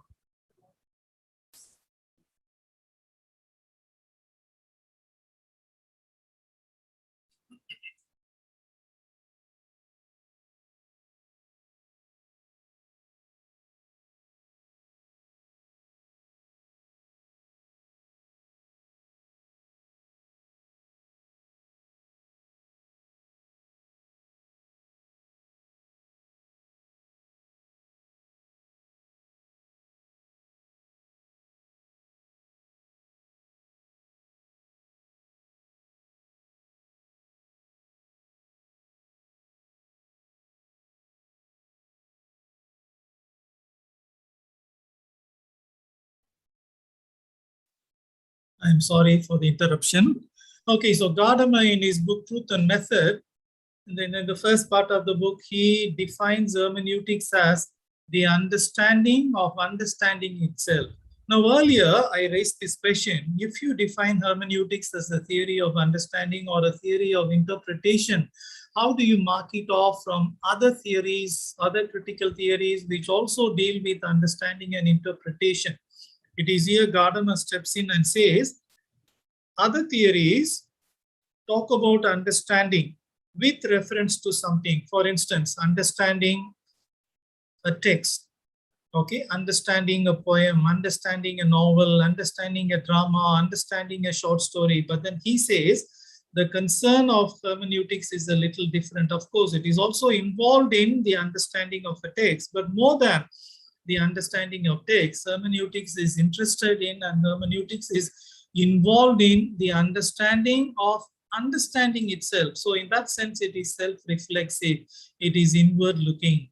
It is not understanding with relation to a text, but more importantly, in a self-reflexive manner, it is understanding of understanding itself. So this is how hermeneutics has been defined. Okay, fine. Now I have 2 more slides. Now here the point is, what is myth hermeneutics? Okay, fine. Now I have 2 slides, so I'll be very brief. So what happens is, we have a concept called demythologization. Okay, and who is the originator? Who is the pioneer as far as demythologizing is concerned? It was a German theologian. I repeat, it was a German theologian. He was an existentialist philosopher and theologian called Rudolf Bultmann. He has written a number of books on this. It was he who not only introduced the term, but also popularized the term demythologization. Okay, so what is this demythologization? Okay, in other words, you decontextualize it. I repeat, you decontextualize it and then you recontextualize it. In other words, you pluck it off from one area, from one field, and replant it in another field or in another area. So this is demythologizing. So what happens in demythologizing? Two things happen. Number one, here Bultmann makes it very clear. The myth is not eliminated. The myth is not destroyed. The myth is not wiped out. But the myth is given a new form, a new shape, a new configuration. So therefore, Bultmann, talking about demythologizing, the enterprise of demythologizing, he writes, the myth is not eliminated. Instead, it is interpreted. And when it is interpreted, it is given a new form, it is given a new shape, and it is given a new lease of life. In other words, we can equate demythologization with secularization. Okay. Now, what about the modern men and women? Okay, you take our own people. Okay, those who are attending this lecture. Okay, maybe some of you believe in God, some of you do not believe in God, some are theists, some are atheists, some are agnostics. Okay, and then we are all men of science and technology. Even though we are students of literature, we are all men and women of science and technology. So therefore, listening to these stories where a horse can fly, or where somebody can do this, somebody can do that, where this happens, that happens, like we say, oh, come on. These are all incredible stories, unbelievable stories. They do not stand to reason. They are irrational. Okay, so it is in this context that we need myth hermeneutics. It is in this context that we realize the need for interpreting the stories and decontextualizing them and recontextualizing. In other words, they need to be secularized. Now, the important question is, why should they be secularized? They should be secularized because the modern men and women, they are steeped in a culture of rationality. They are steeped in a culture of science. They are steeped in a culture of technology. So to these men and women, if myths have to make any sense, then they need to be secularized. And what is the meaning of secularization from a linguistic point of view?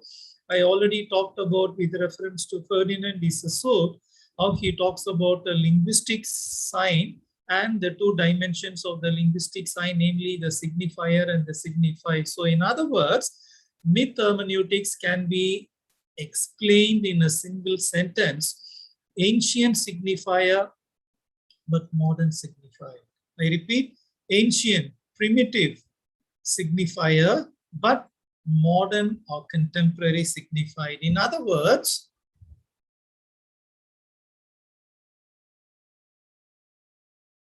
I'll refer you to James Joyce's letters. Now, as students of literature, we are all familiar with this. James Joyce has written novels. He has also written short stories, Dubliners. He also has a drama to his credit. Of course, not a very interesting drama, but his letters are very interesting. They have been collected in 2 volumes and published. Fine. Now, this is a letter that talks about what happened when Joyce was writing his Ulysses. And the period is 1920, the month of September. So on the 21st of September 1920, Joyce's publisher, an Italian, Carlo Linati, wrote a letter to James Joyce. Mr. Joyce, what is your new work? What are you working on? Can you share with me some details? Okay, so this was from his publisher, an Italian, Carlo Linati. Now Joyce wrote back, oh, You ask me what I am doing now. Okay, I am working on a new novel. This is a new project. Then the publisher wrote back, oh, you're working on a new novel. Please tell me, what is it about? Okay, then in the course of the letter, James Joyce writes, please read the first two lines. My intention. This is, he was writing Ulysses. So his publisher obviously must have asked him, now, what is the purpose in talking about the Greek myth of Ulysses? Okay, so what is your aim? What is your objective? What is your intention? So James Joyce wrote back, this is when he was writing his Ulysses, my intention is to transpose the myth sub specie temporis nostri. So what did he write? What was the question? Mr. Joyce, you tell me that you're working on a new project, that you're writing a new novel and you would like to call it Ulysses. I would like to know more about this project. So why? What is the reason? What is the purpose? What is the intention?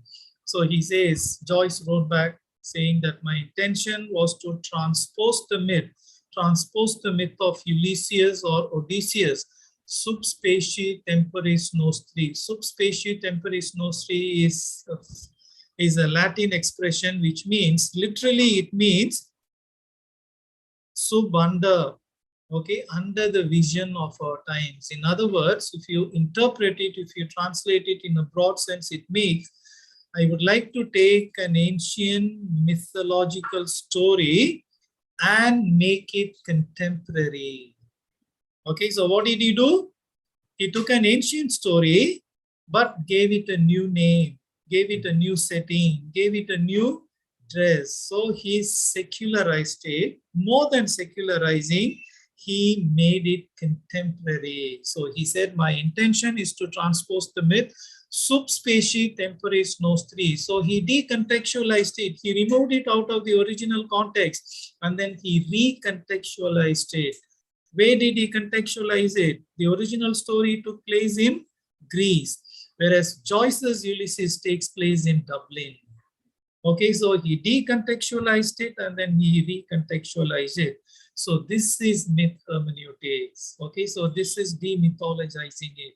When you demythologize, what do? You secularize it, but more than secularizing, you give it a modern name, a modern setting, a contemporary name, a contemporary setting, and something similar was written by T.S. Eliot, because in 1922, we have the publication of T.S. Eliot's The Wasteland, and a little after that, we have the publication of James Joyce's Ulysses, and that time T.S. Eliot was the editor of The Dial, the journal. So he wrote in The Dial, in an article called Ulysses' Order on Myth, he talks about the Mythic Method, okay, famously known as the Mythic Method. So he says, Mr. Joyce's parallel use of the Odyssey.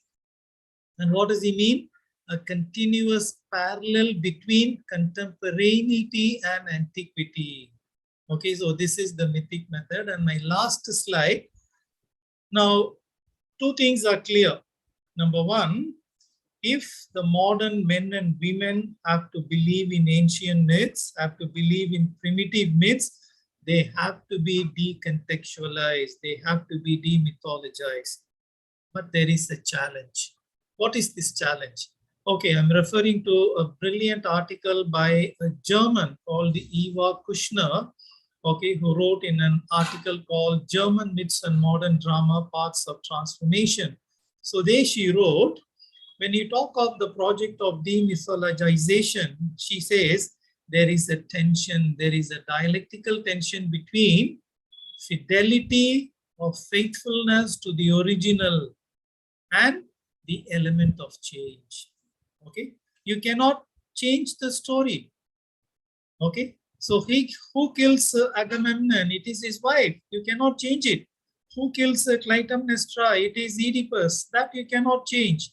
Okay, then how does the drama end? The Furies become kindly ones. That you cannot change. So which means when you decontextualize and recontextualize, see to it that you do not tamper with the original. There has to be fidelity or faithfulness to the original. But at the same time, you have to bring in changes. You have to make it modern. You have to make it contemporary. So you need to balance this. So therefore, this is a tricky project. Okay, why? there is a dialectical tension between fidelity or faithfulness to the original and the element of change. You need to balance this. And finally, I would like to end as a student of mythology. Okay, people have asked me, do you believe in myths? And people have also asked me as a student of mythology, okay, do modern men and women need myths? Okay, I would like to end with two quotes. The first one has been taken from a beautiful book. I am sure you have read the book. It is only 150 pages, The Birth of Tragedy. The title is a little misleading. The title says Birth of Tragedy. No, it is Birth of Tragedy and Comedy.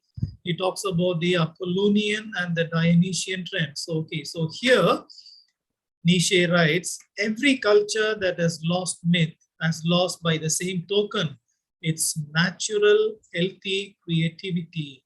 And then Nietzsche says, modern men and women today, stripped of myth, they stand famished and impoverished. Look at the word, they stand famished and impoverished. And in order to replenish this, they have to go back to their mythical past. So which means, this is how I would like to conclude, okay, quoting the words of Paul Ricoeur, modern men and women, you and I, whether we believe in religion or not, whether we believe in gods and goddesses or not, okay, we need myths, but not in a pristine form. We need myths as they are interpreted so that they speak our language, so that it becomes intelligible to us. Okay, so this is how I would like to end. And finally, very briefly, I said I would finish by 12:40. I've exceeded the time by 5 minutes. I would like to give you a brief list of reference books. Okay, I am sure you have most of these books in your library. Okay, so Lawrence Coupe, okay, this is a monograph with the title Myth, a Routledge publication. Then Martin S. Day, The Many Meanings of Myth. This is a good book. And as Dr. Nirmalaya pointed out, I have also written a book with the title Myth and Literature, that was in 2003. The next is a brilliant book, Alan Dundas. This is an edited volume, 1984 publication, a collection of essays, sacred narrative readings in the theory of myth. And you have Northrop Frye, you have writer. Now, I would strongly recommend the book by K.K. Ruthwan, monograph, even though it was published way back in 1976. It is a brilliant book, very readable. And of course, Vicari's edited volume, that is a brilliant one, Myth and Literature, Contemporary Theory and Practice. And this is the cover page of my own book. So dear friends, that was my presentation in 4 parts. In the first part, I had answered the question, what is myth and what are the characteristics of myth? In the second part, I drew your attention. I talked about the theories of important myth scholars, their important publications and their important theories and insights. In the third part, I spelled out, I mapped the connection between myth on the one hand and literature on the other. And towards the end of my presentation, I talked about, I highlighted the need for myth hermeneutics, our modern men and women. Okay, looking for our roots, we need myths, but myths not in the pristine form, but myths in a different form. So we need to demythologize them. Okay, fine. So maybe some questions for 10 minutes. Over to Dr. Nirmalaya. So thank you, dear friends, for patiently listening to me. And once again, my very special thanks to Dr. Nirmalaya, Dr. Lata, and Dr. Shruti Jain. Thank you very much. In case there are some questions, I'll be happy to answer them. Thank you so much, sir. Thank you very much, sir. It's been such a wonderful experience. I mean, such a structured, well-structured lecture, which brings in some very complex notions, ideas. As students of literature, we are able to connect. And at the same time, there are so many new things that that you've said. And of course, all the participants who've been listening to you, they're all hooked on, nobody left in the middle. They've all been there, and they've all said that this has been a kind of immaculate style, very enlightening, And one of them also said that this is a good model to take to your research students. So your whole methodology of teaching is now going to be, I think, emulated by some of our participants, which is very nice. Which is generally the thing. But so there are four observations, questions, whatever you like to call them, and I think they arise from the basic interest that the participant has on a certain point, and wants to connect that basic interest with what you have just said. For example, one participant has said that this is Vishal Gautam. He's asking if the concept of mana as used by Derrida in structure, sign, and play, is it similar to what you are, the concepts that you are talking? What is the relationship between, in short, between Derrida's ideas and what you think about myth? The second question. Oh, yes, excuse me. If you don't mind, I'll answer them one by one. Sure. Otherwise, I may forget. Okay, sir. Okay, fine. Now, I do not know who raised this question, but it is an interesting question. This is Vishal Gautam. He raised. Okay. Dr. Vishal Gautam, that's an interesting question. Thank you for the question. Of course, I'm familiar with the structure, sign, and play. I have been teaching it now for the last 10-15 years, but I forget the exact line where Derrida has used the term mana. Okay, so therefore I am unable to answer, but all that I would like to say is two things. Number one, mana is a Polynesian word. I repeat, it is a Polynesian word, and that word cannot be adequately translated into English. So therefore, anthropologists and sociologists and philosophers, including a philosopher like Derrida, they would like to use the original. So it is untranslatable. But the meaning is, okay, so that which cannot be grasped as such. You cannot actually put your finger on it and say it is this. Okay, so that is the mana, the elusive quality or the elusive character that is called mana. So when you talk about myth, okay, so it is beyond our comprehension. Okay, why? Largely because it deals with gods and goddesses and deals with demons and asuras. So therefore, in that sense, because human beings, we are conditioned by spatio-temporal categories. So therefore, we cannot entirely, totally comprehend myths as they happen. So it is in this context, from an anthropological and philosophical point of view, that we use the term mana. Okay, now I do forget the exact or the specific context in the structure, sign, and play in the discourse of the human sciences, where and how Derrida uses the term mana. Okay, but I guess something inexplicable to refer to that, Derrida uses the term mana. I guess I'm right. Maybe after the lecture, I will go back to the article and locate the exact sentence where he uses it, and then for my own clarity, for my own understanding, yes, of course, I will do it. Thank you. So the next question is from Ajish S. He is also making a point about, can you connect North of Friar's ideas to a movie, Spring, Summer, Fall, Winter, and Spring by Kim Ki-duk? I haven't seen the film, so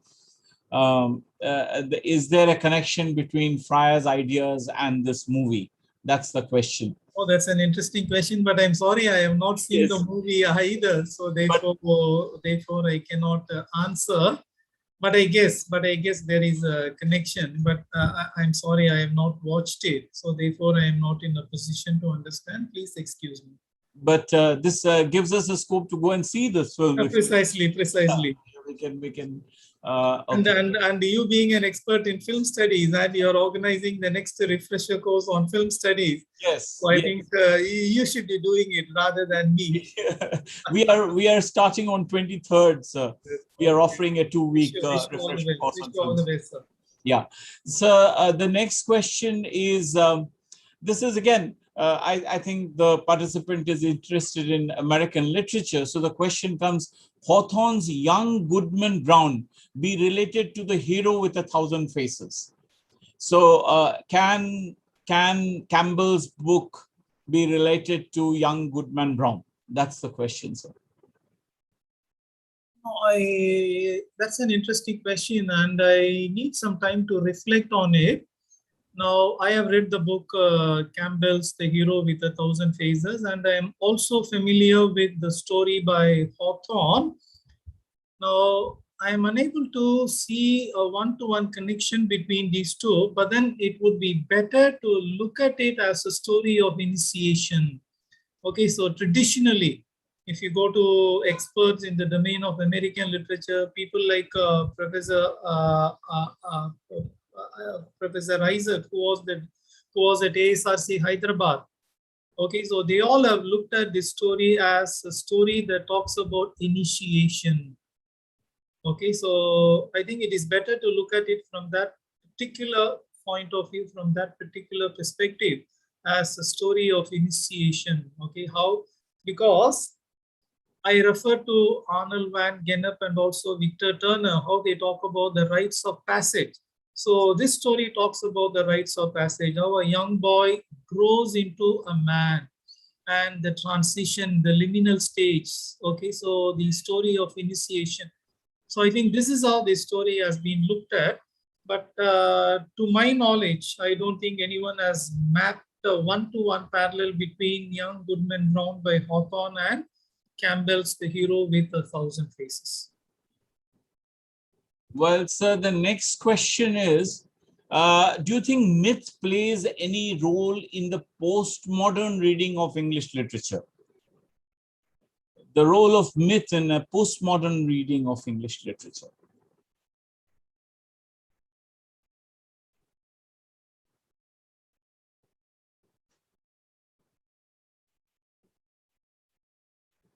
I don't think so, that postmodernism talks about myths. Okay, but postmodernism talks about myths in a different sense. Okay, for instance, I refer to Roland Bass and his book Mythologies, and I also told you and I also shared with you my reaction that I was a little disappointed because when I picked up the book, okay, I thought it was a book to do with classical mythology, but then I realized it has nothing to do with classical mythology. It was largely linguistics and semiology.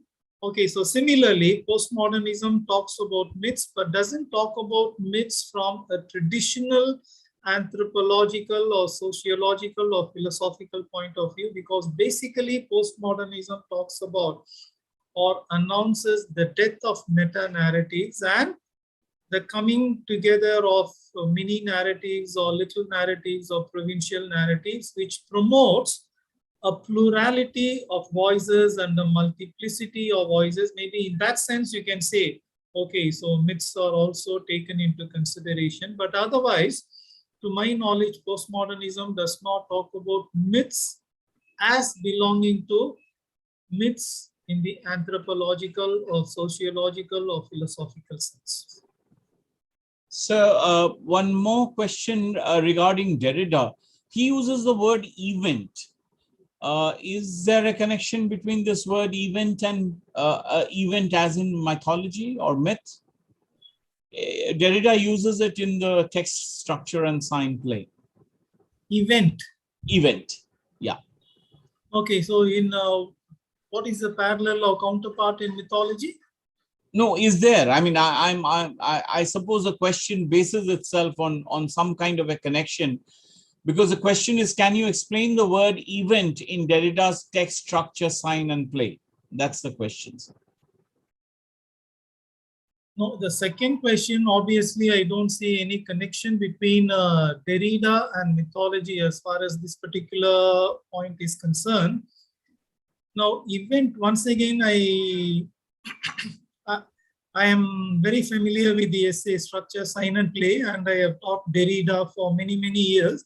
Okay, but I need to look exactly at the context where Derrida talks about event. Okay, because event can mean so many things, particularly in the context of speech acts by Austin and Searle. it has a specific meaning. So therefore,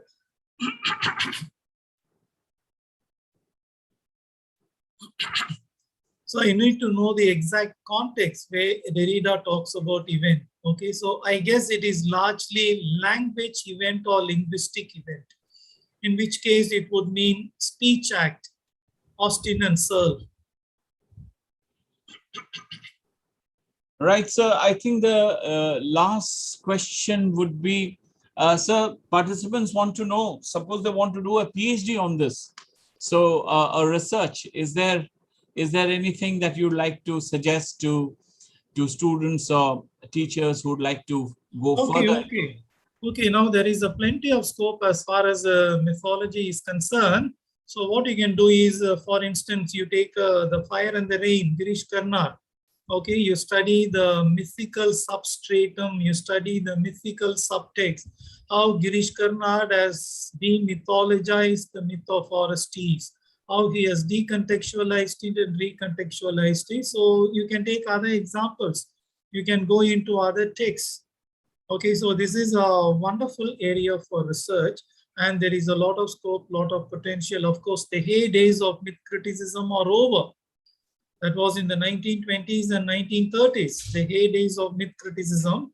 Okay, now we are 100 years ahead, but still there is a lot of scope to study how authors have used ancient myths and what is the new shape, what is the new form, what is the new configuration they have given to ancient myths, and what made it possible, the hermeneutical exercise or the hermeneutical theory that made this project of demythologization possible.